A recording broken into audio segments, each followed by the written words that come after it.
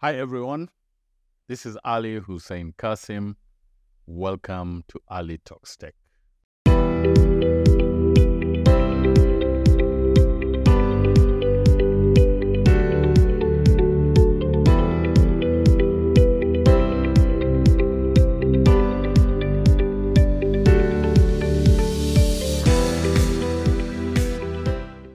This week, I have several topics I want to delve into.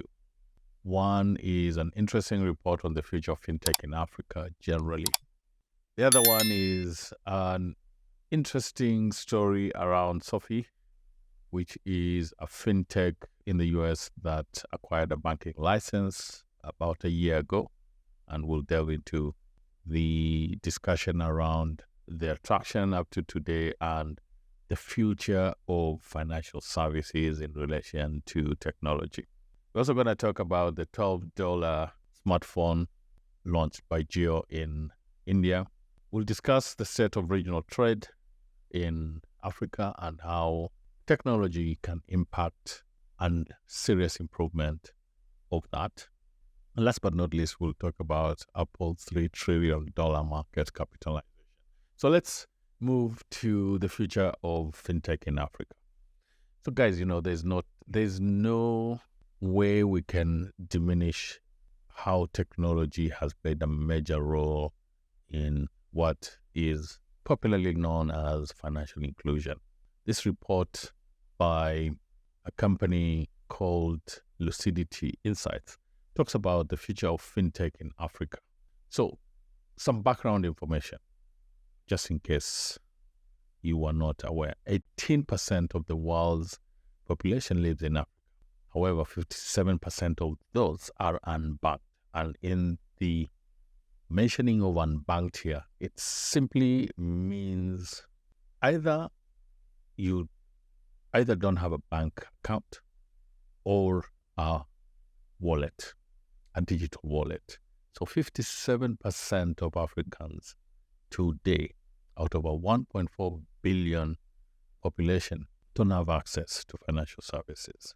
So despite the immense drive towards financial inclusion from regulators, policymakers, fintechs, banks, the opportunities are still hugely massive. Let's delve into why this is the case. One of the key reasons for the inability of such a huge population of Africans to access financial services, obviously, is one, the amount of poverty that we still face across Africa, which leads to people's inability to go online, either because they simply don't have smartphones, or even if they do have smartphones, getting connectivity is a huge challenge. What are we going to be doing as Africans to ensure that we continuously bridge this gap? Obviously, without an improvement of people's lives, people's economic activities, we will continue to face these humongous challenges from an African perspective. I've shared this report on my LinkedIn profile. Please feel free to have a look at that. And one of the key results for Ali Talks Tech is to continuously highlight some of these challenges and opportunities. We go now to the interesting story of SoFi, American fintech that acquired a banking license about a year ago. Over the last several quarters, SoFi has seen growth in deposits, $2 billion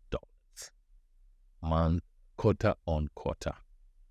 This is very interesting. It is very interesting because we are continuously seeing the blurring of the divide between fintechs and banks. We always jokingly say that banks want to be fintechs, fintechs want to be banks. What is going to be the impact of big fintechs like SoFi starting to get banking licenses across the world. In Africa, some of the big fintechs like Flutterwave, Cellulant, Pesapal they're already licensed in many of the markets across Africa, but we're also starting to see the fact that they are starting to step into a realm which was just specifically or rather defined for banks. Pesapal just launched SME lending product. Now, if you think about the fact that that's on the back of the work they do with merchants in the region, you're going to start seeing some very interesting conversations around how data is used to start empowering SMEs with financial services as and when those are needed. So, interesting times ahead. A few days ago, Reliance Jio in India launched a $12 smartphone, or basically a sort of feature phone that has all the, or rather at least most of the functionalities of a smartphone. Ability to go online, ability to download some basic apps. Now, step back 1 minute and ask yourself, what does a $12 smartphone mean for Africa? That's India. It's Africa. To put that into perspective from a Kenya shilling perspective, that's about 1,700 Kenya shillings for a smartphone.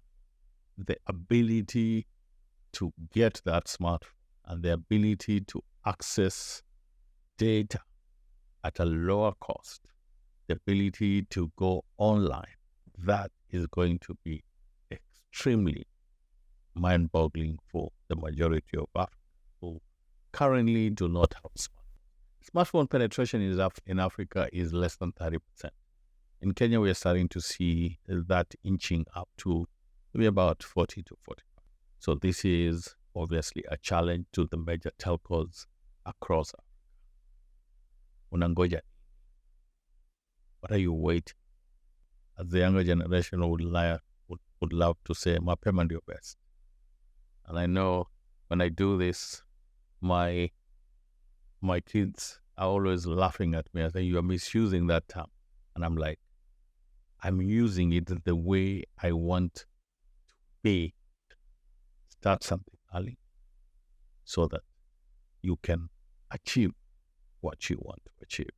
A 1,700 shilling smartphone or a feature phone with the ability to access the internet and data can be game changing in this part of the world.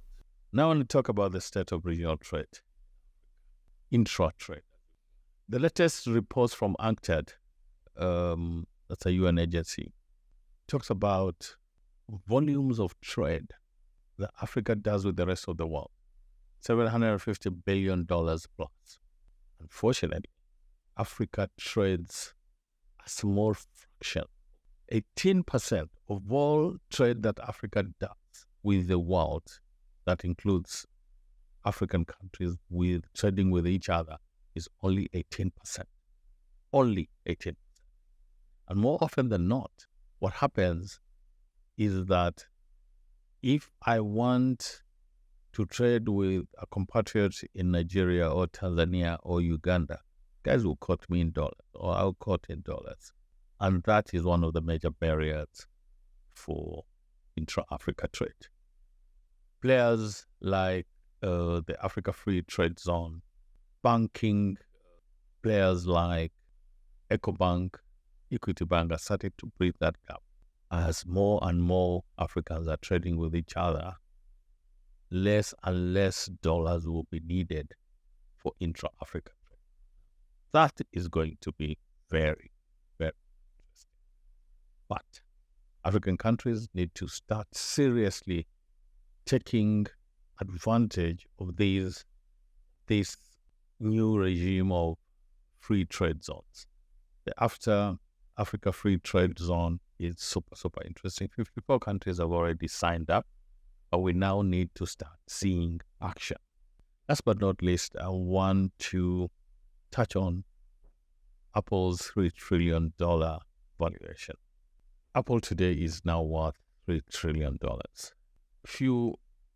Very few countries in the world can say they actually have a GDP worth $3 trillion. So this is a monster.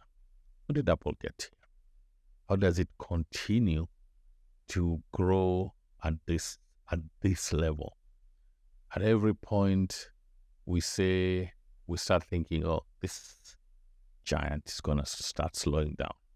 So whilst Apple definitely continues to be super innovative, new products, new ways of getting service income from their iOS platform, but Apple also is employing buyback strategy. So from financial terms, buyback simply says companies and issued shares, the company is buying those shares. And as you buy those shares back, what happens?